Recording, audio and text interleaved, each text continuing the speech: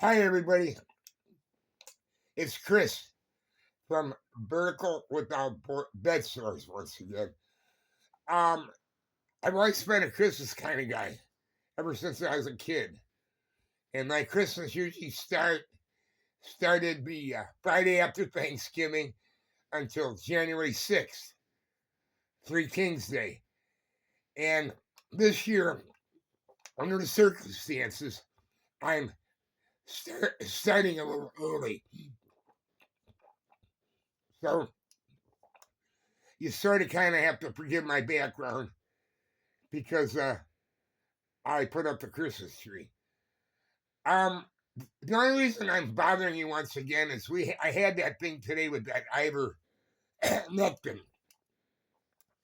and one of the immediate results, the first thing I had it after I took it was the phlegm that I had in my lungs began. Here goes my voice again. The phlegm that I had in my lungs began to immediately dissipate. And I remember that about the week before Thanksgiving, 2024, I started getting this congestion. And that went on pretty much through the whole winter. And finally, in frustration, I went to the doctor. During the winter, I went and got this stuff that was pretty expensive at Walmart.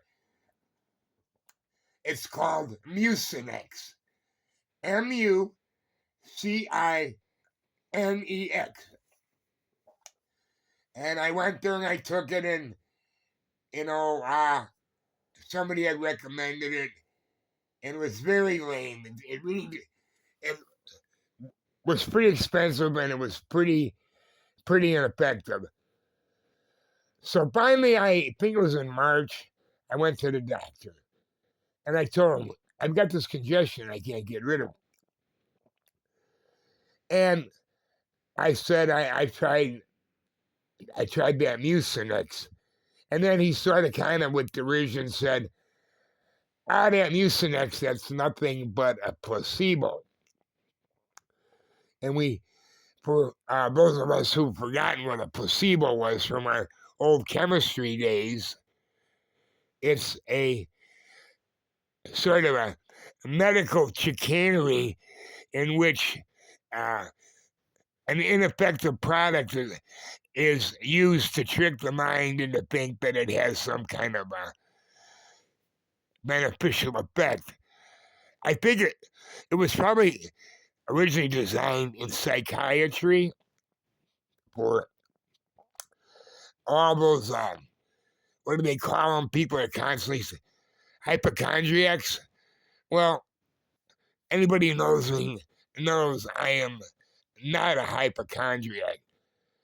And actually, I'm sort of anti-doctor, and I'll tell you why. In the 90s, I knew somebody who was constantly a girl doctoring. She loved to go to the doctor for attention.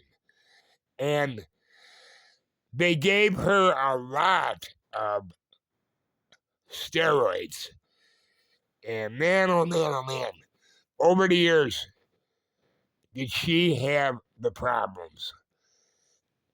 Actually, which I believe led to the amputation of, and she had beautiful legs, and led to the amputation of one of her legs. So I'm not a doctor kind of guy. You got to remember one thing. They don't say expert doctor. You become a ship's captain. I think you become a master ship captain. You become an electrician, and you're good at it. You're a master electrician. You become a barber, and you're really good at it. You're a master barber. Nobody refers to physicians as master physicians, except maybe in surgery. I don't know, but they do refer to doctoring as the practice of medicine. And I think what you do is you practice to become better, like a baseball player or a football player or whatever. So, that Mucinex is a phony product, a waste of time, and he told me that, and I didn't believe him. And as soon as I left his office, I got on the internet, and sure enough, if you look at the definition of Mucinex, it's a placebo. And I'm not interested in spending good money on placebos.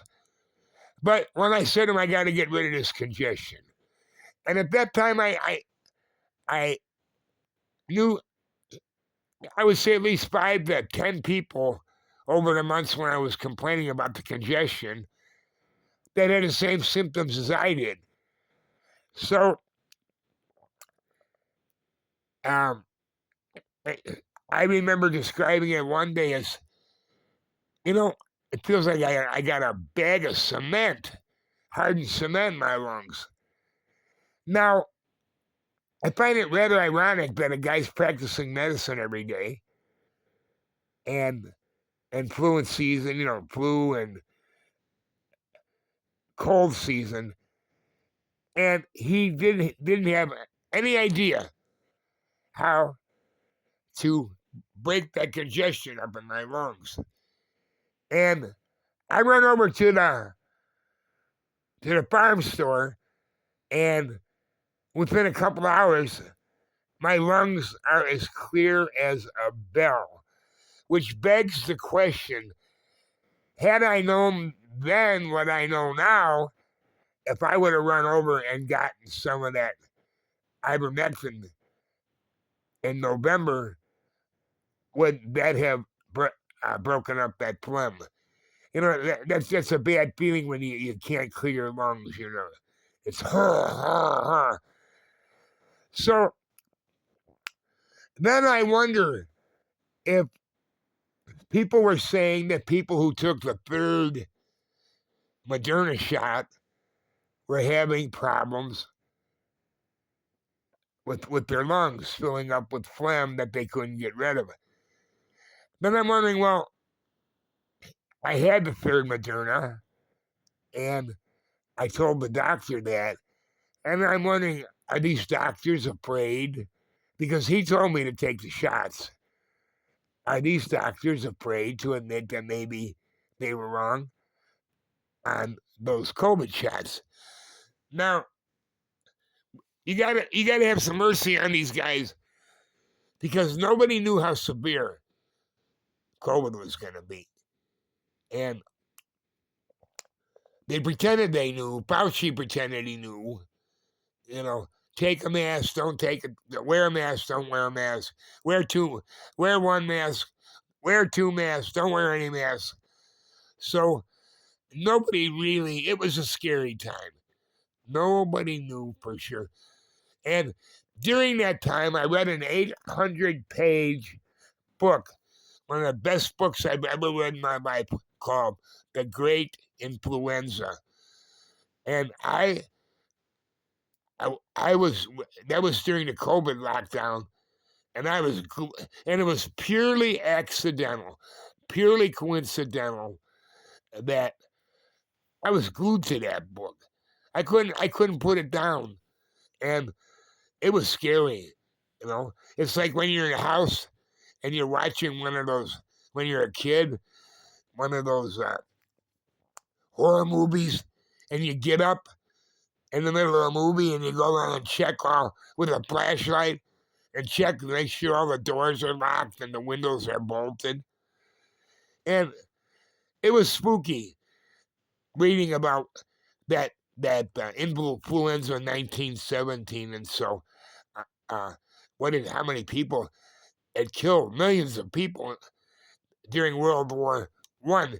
Actually, most of the soldiers in the United States in the Army died of the great influenza, not in battle. And what even made it worse was they were transferring hundreds of thousands of people, soldiers, from one end of the country to the other, in trains and boats and you name it. And they were spreading this influenza. So I just can't understand. Are these doctors, ivermectin was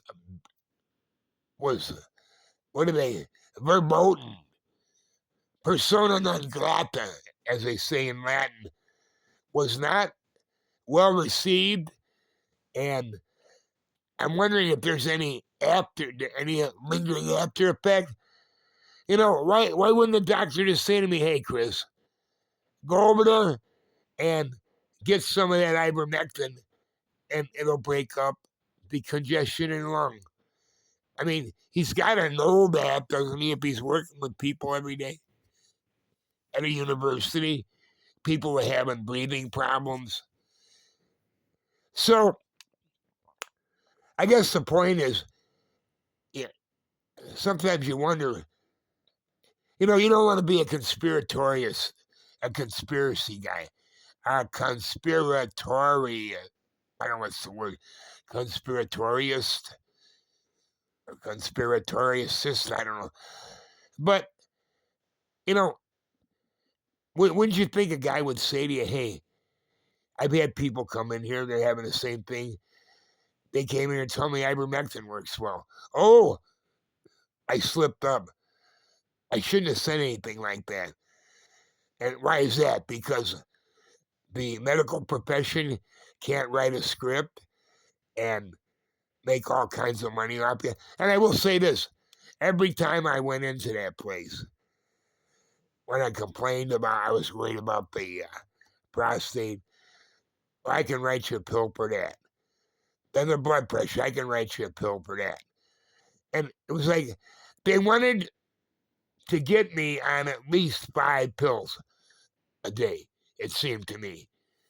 And the only thing I do was the blood pressure pills. And I stopped those because they made me dizzy. I talked to a guy down the street yesterday. He told me he was on 22 pills. And on January 4th, 1920, or 2022, he concluded that if he didn't get off the pills, he was going to be a dead man. And he got off the pills. He lost, I don't know, 100 pounds or more. And he's doing okay. He's had some strokes and has side effects from that. But, I just wonder what's going on in this with Big Pharma. And then you look at this Robert F. Kennedy guy and you wonder, is this guy right or wrong? And I'm becoming, through my experiences, more and more convinced he's probably right. Okay, everybody, have a good day.